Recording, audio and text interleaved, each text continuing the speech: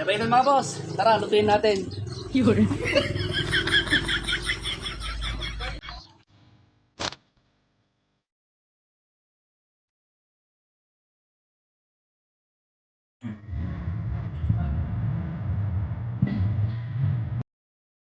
For today's video mga boss, tigasin pa rin tayo. Tiga luto naman ngayon. Nung nakaraan, tiga laba at tiga linis. Ngayon naman, tiga luto naman tayo. Shout out ulit sa mga boss natin na tigasin dyan. Ngayong araw mga boss, magluluto tayo ng pinapaitan. Pinapaitang baka na binili ni Mrs. Kay Ate Jeline. Shout out kay Ate Jeline. Sana napanood mo yung video mo. At shout out sa mga boss natin dyan na nag-aabang nating vlog. Please follow and subscribe mga boss. Hinugasan ko na nga rin mga boss itong pangmalakasan nating kaserola. Dito nga natin lulutuin yung ating pinapaitang baka. Kulang na nga rin mga boss, gusto ko na rin hugasan yung aking bulsa. Dahil nagpapahiwatig na. Sinunod ko na nga rin hugasan yung karne ng baka mga boss. 3 beses ko pala mga boss hinugasan yung karne. Mahirap na kapag hindi natin hinugasang maayos. Baka ako yung hugasan ni Mrs. Baka masabon din ako.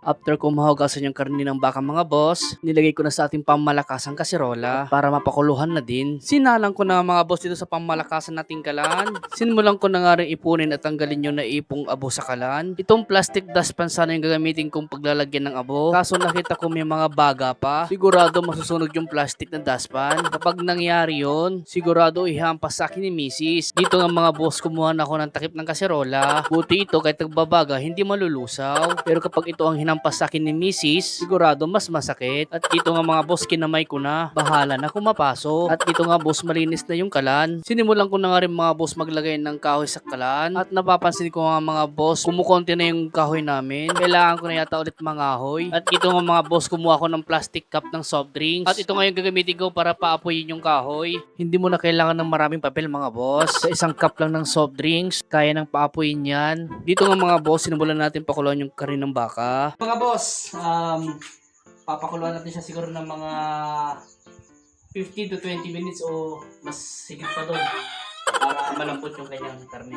Naglagay na nga rin tayo mga boss ng powder ng paminta. Hindi kasi kami naglalagay ng luya boss kapag pinapaitan. Yung iba kasi naglalagay sila. Sa totoo lang mga boss, ayaw ko ng pinapaitan na may luya. Dito nga mga boss ay malambot na yung karne. Kaya sinimulan ko ng ihahon para lumamig, para hindi mainit kapag kinayat natin. At yung pinagpakuluan natin, yun na din gagamitin natin pang sabaw. Sayang naman kung itatapon natin kasi andun na yung kanyang lasa. Kumuha na nga rin ako ng sibuyas mga boss. Grabe ang lalaking sibuyas nito mga boss. Parang mansanas naman na. Hiningi po pala namin itong sibuyas kay Lola. Dahil wala na po kami pambili. Pati nga damit ko butas na.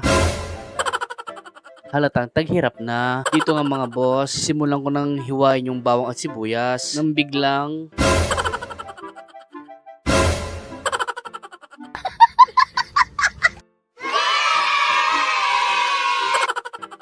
buti na lang mga boss, matalim yung kutsilyo. Kung hindi, take 2 ang mangyayari. Buti na lang mga boss, nakuha sa una. Dito nga mga boss, sinumulan ko ng gayatin yung karne ng baka dahil medyo malamig na. Alam nyo ba mga boss na matalino ang baka? Paano masabi? Dahil may libro sila.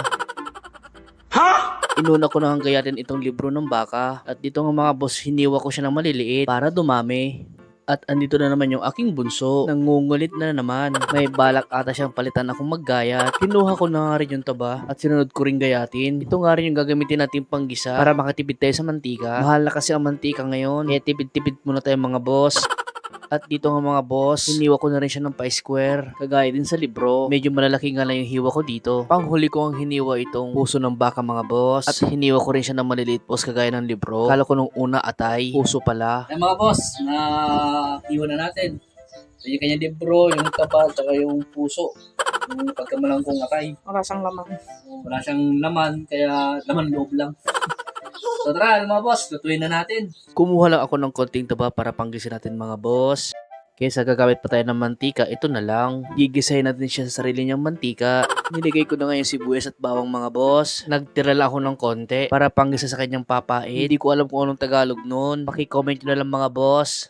At minekos-mekos ko na nga din mga boss. Igisa lang natin hanggang sa maging mag-brown. Tsaka natin ilagay yung karne. After natin mailagay yung karne, imekos-mekos natin ulit. Nilagyan ko na nga din ulit ng paminta mga boss. Kagaya ng sinabi ko mga boss, ayaw ko ng luya. Naglagay na nga din ako ng magic sarap mga boss at nor cubes para mas lalong sumarap mga boss. At syempre para magustuhan din ni Mrs. Konti na lang mga boss, magigisa na. Pagkatapos kong magisa mga boss, nilagay ko muna sa planggana dahil isusunod kong igigisa yung paspas na tinatawag sa Ilocano. Hindi ko lang po alam kung anong Tagalog nito. Pati rin si Mrs. hindi rin niya alam. Kaya mga boss, pa-comment na lang sa mga nakakaalam. Habang ako'y nagluluto mga boss, nang gugulo na naman tong aking bunso. Ganyan po siya kakulit. Daig pa niya yung 3 bata sa kakulitan. Pagkatapos nga manggulo ni bunso, nilagay ko na ulit yung karne ng baka sa kaserola. Kasama nung paspas. Konti na lang mga boss. Yung utak ko na yung mapaspas. So ayan mga boss. Luto na yung ating pinapaitan na baka. Wow. Sarap. Napaitan. Ayan mga boss, salamat po sa pagsuporta nyo sa amin, sa panunod nyo namin mga vlog. Please po, pakishare po yung ating mga video. Pa-like, ayan, pa-react na rin po. And then, pa-subscribe po sa aming YouTube channel. Sa Boss J and Jen Vlog. Tapos sa aming Facebook account ni Mrs. Dalay ko yung link. Yung ano po, ipapas sa screen. And then, ayan po. Sa akin ding isang vlog, sa JLAT Vlog po, pa-support din po. So maraming salamat po. God bless.